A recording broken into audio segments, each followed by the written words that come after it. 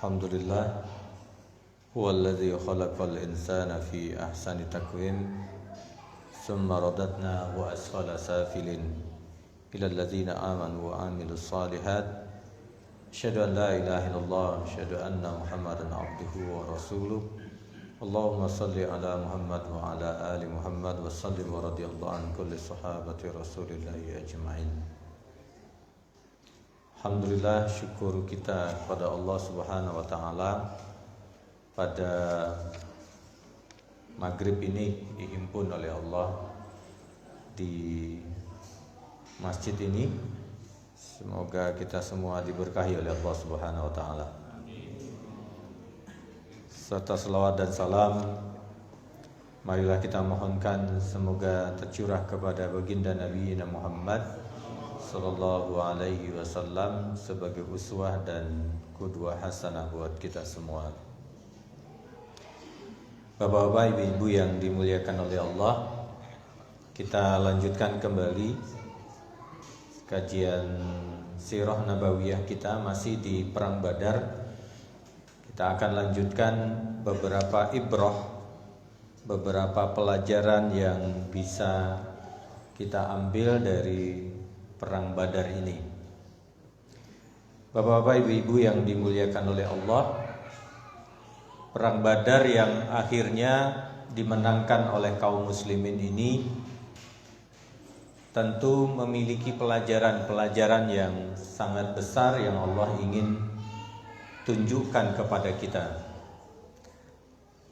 Perang ini disebut oleh Allah Subhanahu wa taala dengan Al-Badar. Badar itu lembah, ya, lembah yang ada di wilayah perbatasan, ya, antara kota Mekah dengan Madinah. Jadi kalau panjenengan hari ini di Badar itu kurang terawat, ya.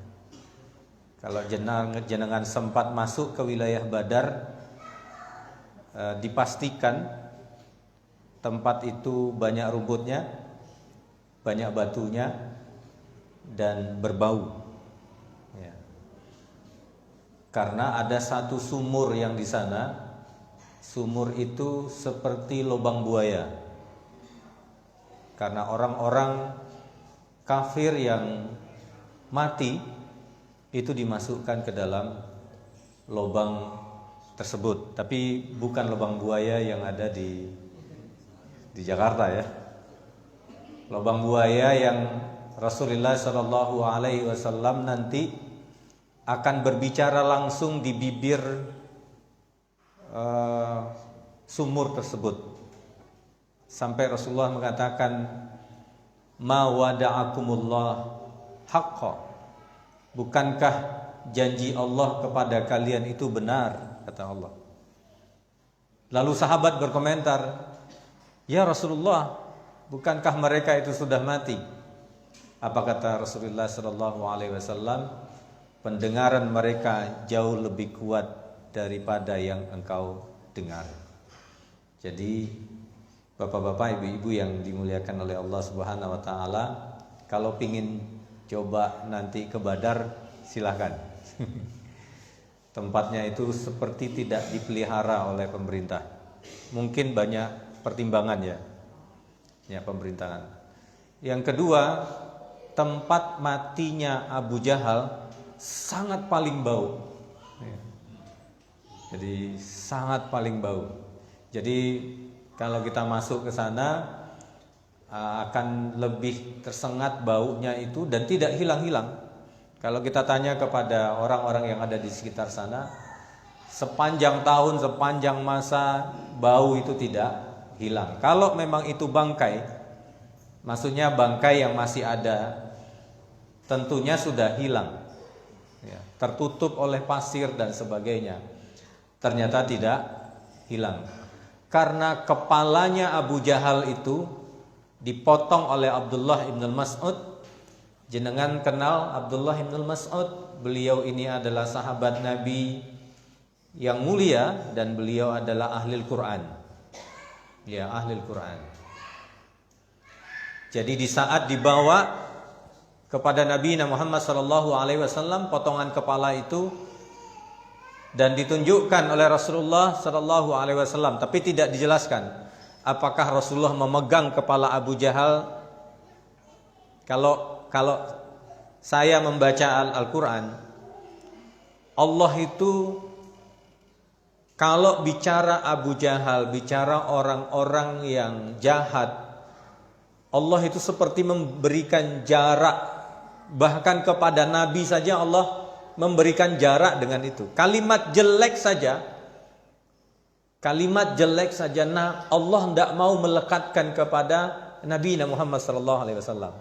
Bahkan kata ganti saja tidak mau, Pak. Coba jenengan lihat dalam surat Duha itu.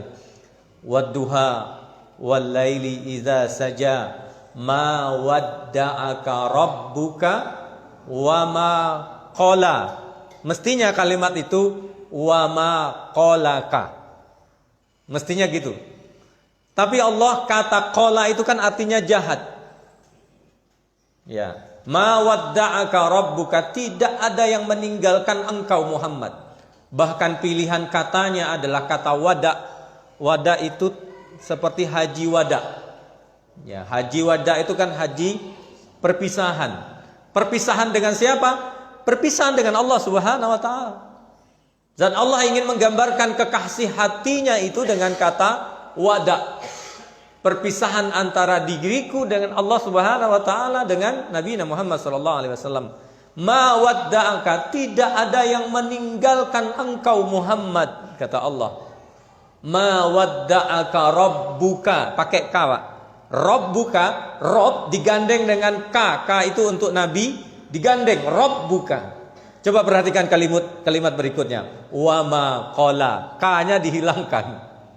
Mestinya Rabbuka wa ma qalaka, dihilangkan. Kata ganti saja Allah tidak mau menempelkan itu dengan Nabi Muhammad sallallahu alaihi wasallam. Saya kenapa para sejarah seperti sejarah menutup apakah kepala Abu Jahal itu sempat dipegang oleh Rasulullah sallallahu alaihi wasallam. Kalau saya memprediksikan membaca ayat-ayat hadis Nabi Muhammad sallallahu alaihi wasallam, Rasulullah tidak mau memegang kepala itu. Yang memegangnya adalah Abdullah ibnul Mas'ud. Tapi apa kata Rasulullah sallallahu alaihi wasallam? Ya, hadza, ini adalah Fir'aun hadhihi ummah. Ini loh Fir'aunnya umat ini, kata Rasulullah sallallahu alaihi wasallam. Perperangan yang luar biasa, menguras energi. Puncaknya apa, Pak? Puncak dari perang Badar itu, kaum muslimin berebutan harta rampasan. Pertanyaan saya, apa bedanya perang Badar dengan perang Uhud? Apa bedanya, Pak? Kalau perang Badar langsung diingatkan oleh Allah.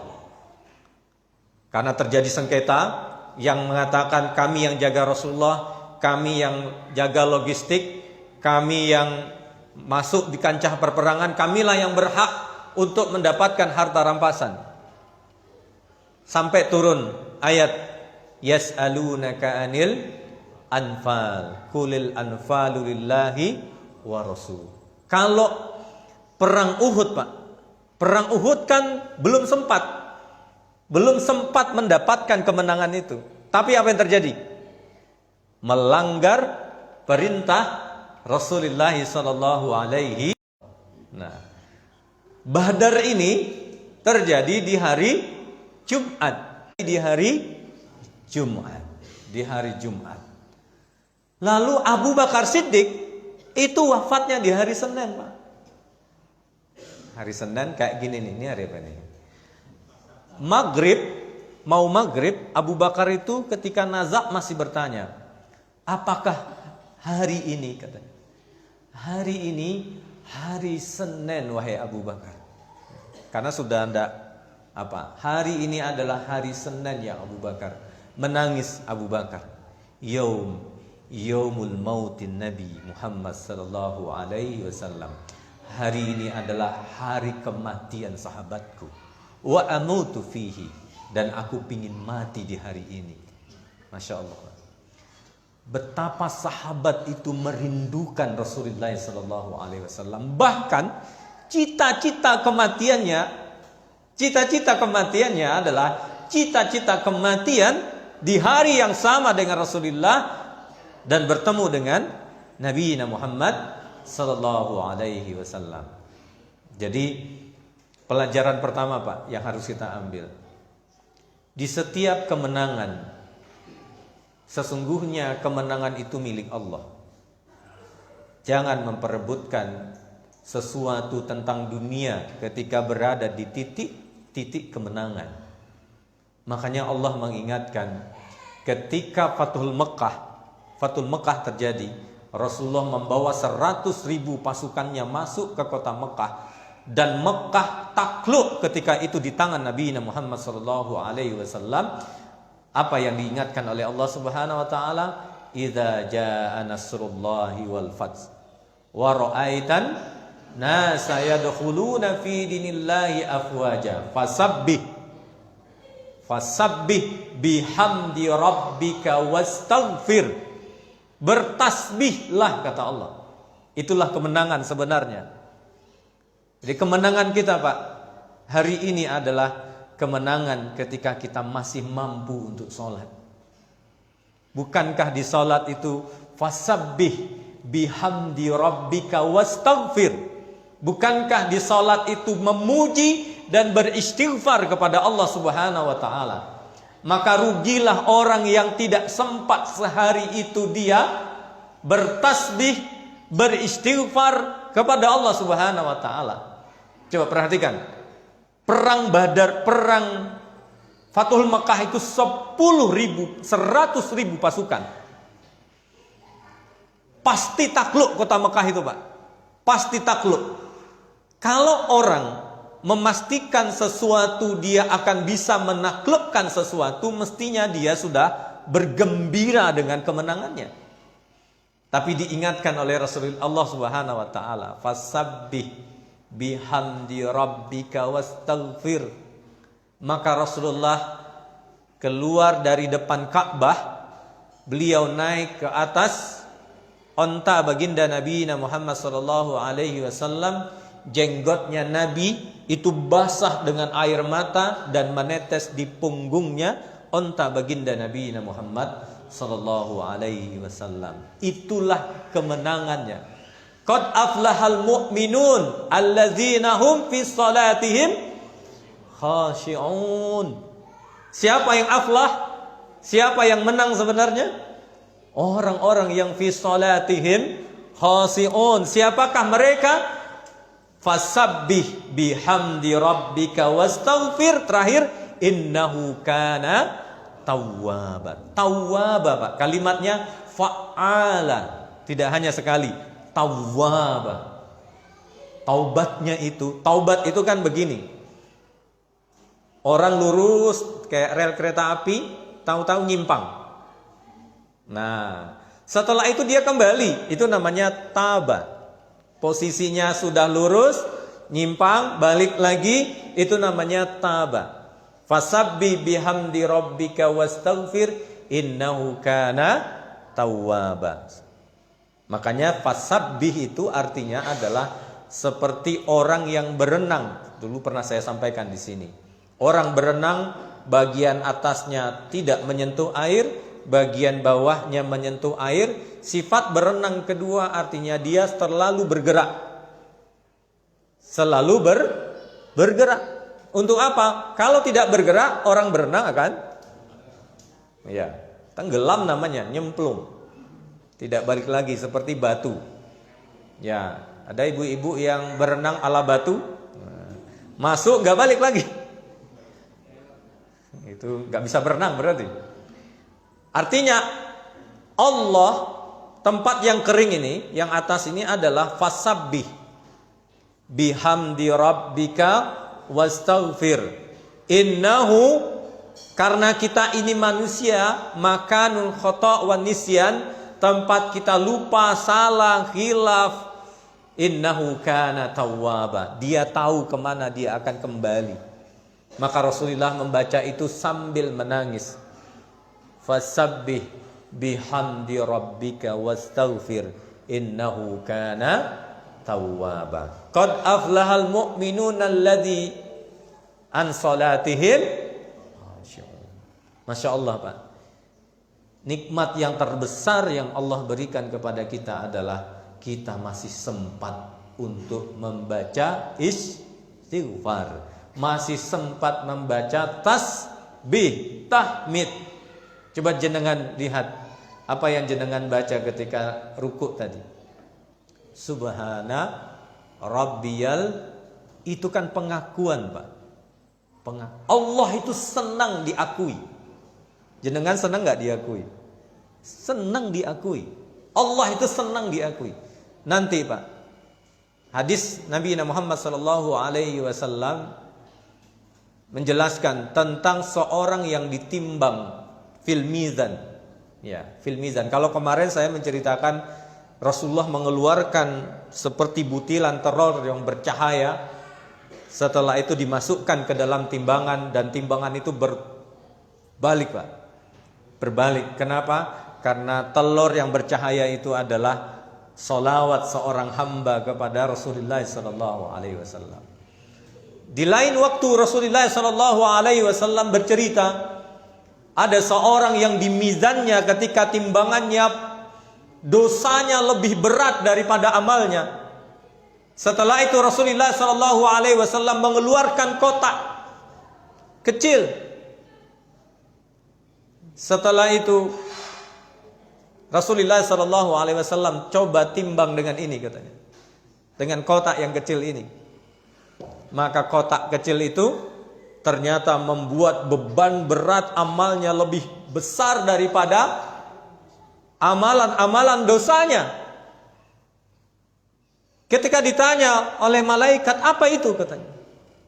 Apa itu? Apa kata Rasulullah? Ini kalimat la ilaha illallah yang dibacakan oleh hamba ini. Malaikat ketika itu, mana mungkin kalimat la ilaha illallah itu lebih mulia daripada yang lain.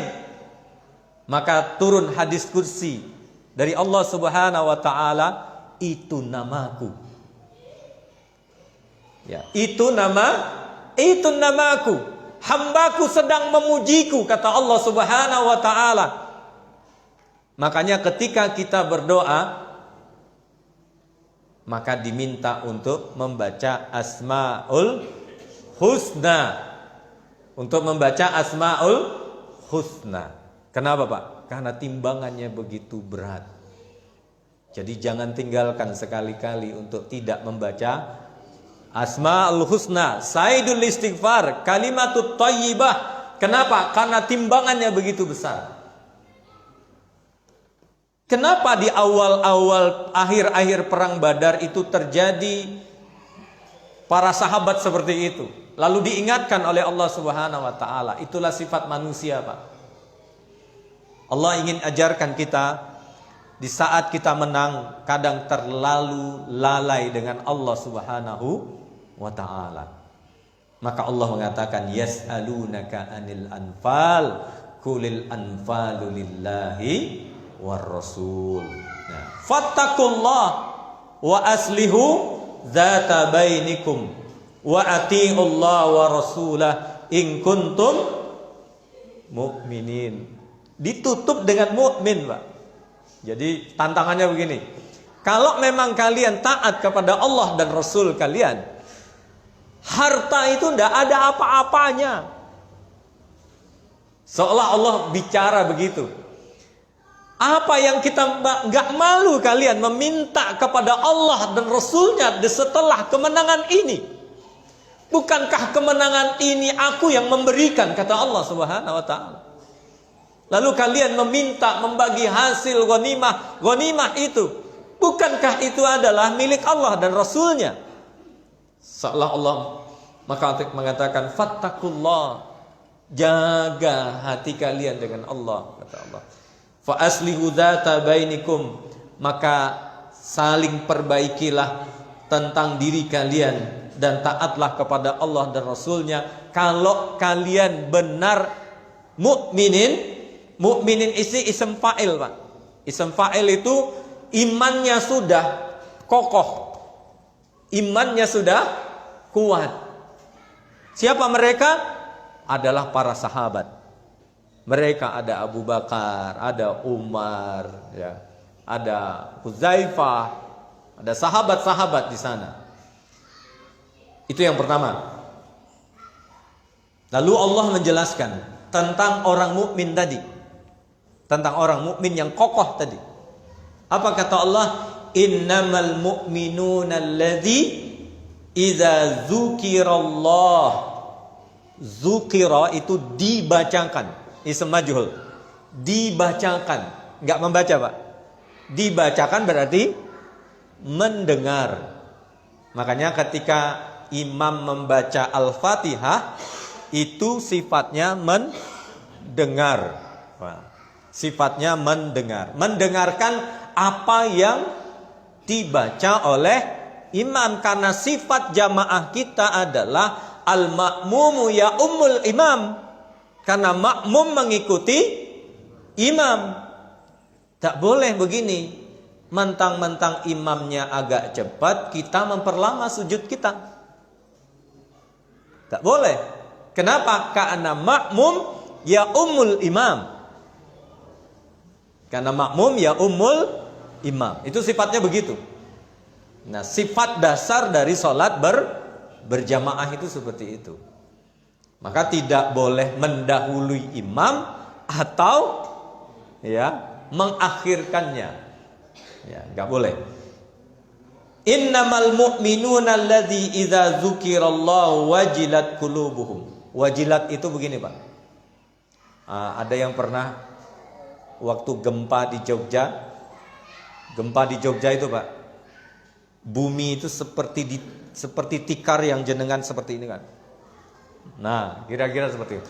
Tapi gerakannya itu dari bawah. Kalau sudah terasa dari bawah, itu akan naik ke atas. Seperti itu. Satu lipatan orang yang menggerakkan begini kan dari bawah melipat ke atas, terhambur. Wajilat. Saya tidak tahu mengilustrasikan kalimat ini. Ada yang pernah jatuh cinta? Ada yang pernah jatuh cinta? Seperti itulah. Kalau kita ukur diri kita dengan hari ini, Pak. Apa benar ketika wa idza dzukirallah wajilat qulubuhum? Apabila kita disebutkan, dibacakan ayat-ayat Allah atau menyebut la ilaha illallah, wajilat seperti orang yang kesemsem dengan orang yang dia cintai. Seperti pengantin baru bertemu dengan istrinya. Atau pengantin yang baru lamaran ingin ketemu dengan calon istrinya. Ya, saya tidak tahu. Ada yang katanya tidak bisa tidur satu malam. Karena begini, Pak, di perang Badar ini kan malam Jumat, Rasulullah Shallallahu Alaihi Wasallam mengangkat tangannya lebih tinggi, seperti ini, kelihatan bagian dalam ketek Nabi Muhammad Shallallahu Alaihi Wasallam semalam suntuk. Makanya saya ingin bandingkan, kalau Nabi pernah berdoa mengangkat tangan seperti ini dari ba'da salat asar sampai maghrib. Nah, di sini disebutkan. Ini namanya disebut dengan tawaddu'u bimada'a. Jadi dia penuh, Rasulullah penuh dengan ketawaduan. Bimada'a, dengan apa yang dimohonkan oleh Rasulullah sallallahu alaihi wasallam.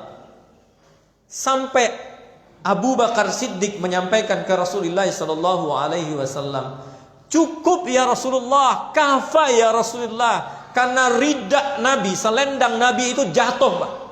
Cukup ya Rasulullah, sesungguhnya Allah Subhanahu wa taala akan menunaikan janji-janjinya. Coba bayang, Pak. Perang Badar ini sudah dijanjikan oleh Allah pasti menang. Tapi pertanyaannya, apakah Rasulullah berhenti bermunajat sepanjang malam ketika itu? Tidak, Pak. Ini namanya ketawaduan. Jadi kalau orang menang, lalu dia agak bunggah, merasa segala sesuatu yang dia dapatkan itu dari dirinya, maka seolah Allah menyindir, itu loh Muhammad, dijanjikan pasti. Yang menjanjikan Allah, bukan manusia. Kalau janji manusia itu ada batasnya. Kalau kasih sayang manusia itu ada batasnya. Kenapa kita lebih suka bersandar kepada manusia yang kasihnya terbatas, sayangnya terbatas? Kenapa kita kepada Allah Subhanahu wa ta'ala tidak seperti kita bersandar kepada manusia? Bahkan itulah ketidakadilan kita, Pak. Lalu kita menuntut kepada Allah, minta keadilan. Sebenarnya posisi ini yang membuat kita malu. Dari 24 jam yang Allah sudah persembahkan untuk kita, berapa persen dari 24 jam itu kita persembahkan untuk Allah Subhanahu wa ta'ala? Kalau kita innalladzina yahsyauna rabbahum bil ghaib, orang yang bermunajat dengan Allah, dia hanya antara dia dengan Allah. Tidak ada khalwat yang lain yang lebih dia sukai kecuali khalwatnya dengan Allah Subhanahu wa ta'ala. Kalau seorang kekasih bertemu dengan seorang kekasihnya, dia pingin lama duduk bersama kekasihnya ini. Coba ukur-ukur diri kita. Kita tidak usah menyebut orang lain. Berapa lama kita mampu berkhalwat dengan sang kekasih ini? Ya, berapa lama, Pak? Nabi SAW mengangkat tangannya dari ba'da asar sampai maghrib. Sekali-kali silahkan dicoba. Nabi Muhammad SAW perang Badar itu mulai sholat isya sampai mau mendekati subuh. Coba, kalau perlu taruh batu 5 kilo di atasnya.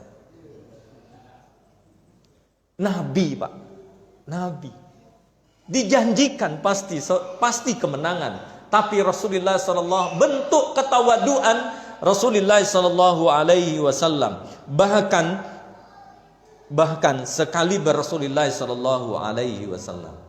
Maka inilah yang disebut oleh Allah, wa idza tuliyat alaihim ayatuhu zadathum imana. Ya, zadathum imana. Wa idza wa ala rabbihim yatawakkalun. Nah, Allah itu menunjukkan dari atas, Mak. Rob ini kan segala yang mengatur hidup kita, menentukan rizki kita, Rob. Tapi kita harus paham bahwasanya pengaturan itu adalah dari atas ke bawah. Setelah itu baru kita bertawakal. Makanya para sahabat itu dulu diingatkan, kami sudah bertawakal. Karena nggak bekerja, dia bilang, kami sudah bertawakal kepada Allah. Apa kata Umar? Tawakal itu seperti kalian memasukkan biji tanaman. Barulah setelah itu bertawakal. Kalau kita lihat, apakah Rasulullah bertawakal di dalam perang Badar? Ada usaha yang panjang, Pak. Termasuk doa baginda Nabi Muhammad sallallahu alaihi wasallam. Jadi Masya Allah, Pak, Nabi itu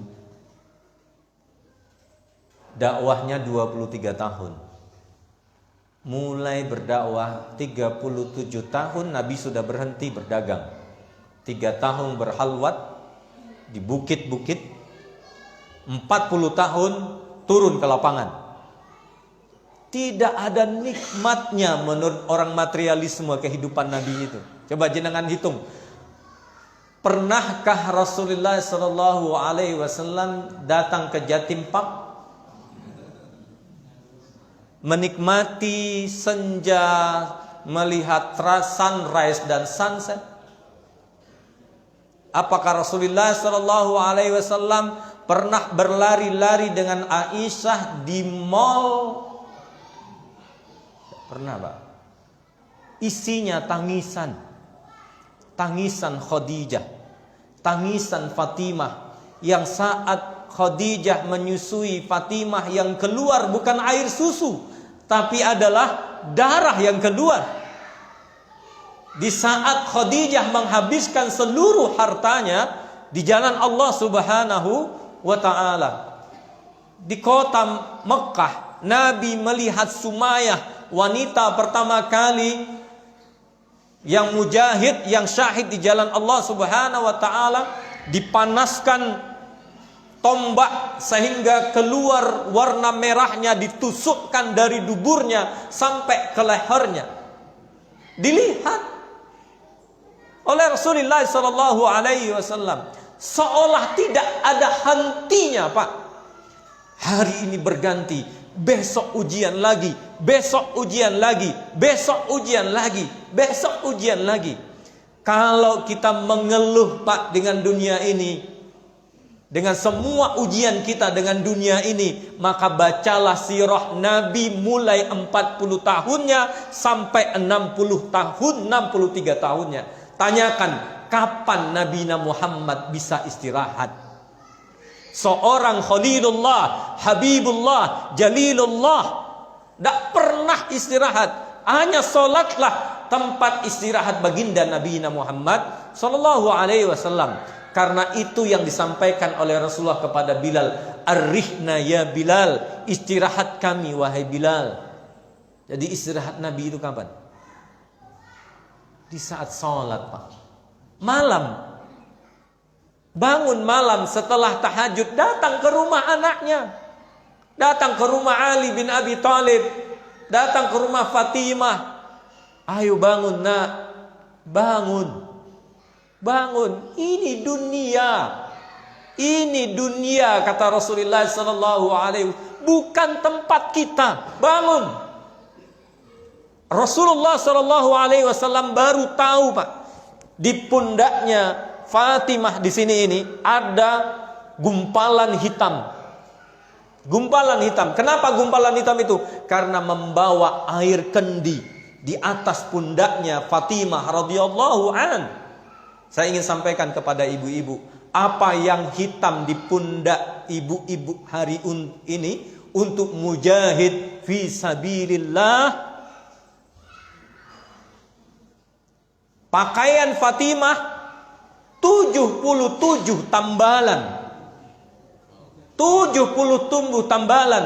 Ketika Fatimah datang ke Rasulullah di Masjid Nabawi ketika itu, para sahabat melihat bajunya Fatimah itu 77 tambalan. Sampai Abdurrahman bin Auf berdiri.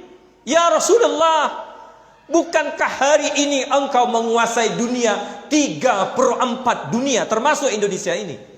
Indonesia ini dalam teori baru menyebutkan bahwa Indonesia, Islam sudah masuk di sezaman dengan zaman Rasulullah Sallallahu Alaihi Wasallam.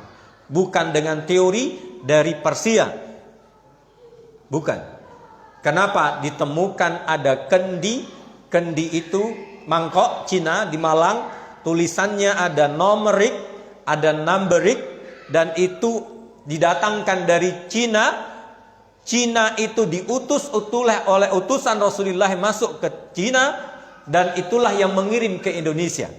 Artinya bahwa dakwah Rasulullah sudah sampai ke Indonesia, terutama ke Malang, itu sezaman dengan Rasulullah Sallallahu Alaihi Wasallam. Coba bayangkan, Pak. Maka Allah mengingatkan, di saat kalian mendapatkan kemenangan, maka ingatlah Allah dan Rasulnya. Maka ulaika alladzina yuqimuna shalah, kata Allah, orang-orang yang mukmin itu yang mendirikan salat. Wa mimma razaqnahum yunfiqun. Mimma itu menunjukkan bukan sesuatu yang belum diberikan, tetapi razaqna, kata kerja yang telah berlalu. Mimma razaqnahum yunfiqun. fikum. Apa itu rizki? Rizki itu, Pak, jenengan lihat, saya itu setiap pagi memperhatikan ada seorang bapak-bapak pakai baju putih, rapi, pakai peci, sepedanya sepeda tua, naik sepeda pagi, terus di depan rumah saya. Ternyata beliau seorang guru. Mulai berangkat subuh, pergi ke pondok sana, wilayah pinggiran sana itu naik sepeda. Kadang kita bertanya, kenapa Ustadz naik sepeda? Saya mohon di setiap gayuhan sepeda saya ini adalah istighfar. Semoga Allah ampuni dosa saya, Ustadz. Sampai saya ke Suko sana mengajarkan Al-Quran kepada anak-anak yang ada di pinggir-pinggir sana. Semoga Allah ampuni. Nanti pulang mendekati maghrib sampai di rumah Isa, Pak. Sampai di rumah Isa. Masya Allah. Sepedanya sepeda tua. Tapi ya Allah, kalimat yang ada di balik sepeda itu lebih mewah daripada mobil termewah hari ini di dunia ini. Itulah yang disebut dengan rizki. Itulah yang disebut dengan rizki. Rizki itu tidak selalu harta, tetapi memanfaatkan harta itu untuk kalimat-kalimat thayyibah. Itu yang disebut dengan rizki. Itu yang disebut dengan rizki. Makanya Allah mengatakan, wa mimma razaqnahum yunfiqun. Mungkin hanya uang 100 rupiah. Ya. Cobalah jenengan cek kota Ponorogo ini, Pak.